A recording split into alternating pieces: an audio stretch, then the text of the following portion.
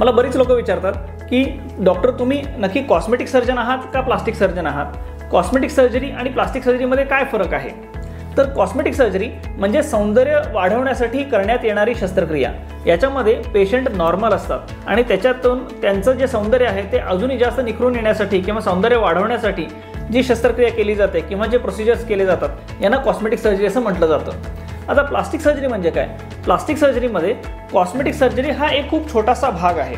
याच्या व्यतिरिक्त शरीरामध्ये काही कॅन्सरमुळे किंवा ॲक्सिडेंटमुळे किंवा भाजल्यामुळे काही विद्रुपता निर्माण झाली असेल तर त्याच्यासाठी आपण दुसऱ्या शरीराचा एखादा अवयव घेऊन, उदाहरणार्थ त्वचा, हाड, मांस असं शरीरामध्ये दुसऱ्या ठिकाणापासून आपण घेऊन या शरीरातली जी त्रुटी आहे त्याला आपण पूर्णपणे रिकन्स्ट्रक्शन करण्यासाठी जी शस्त्रक्रिया केली जाते त्याला प्लास्टिक सर्जरी म्हटलं जातं.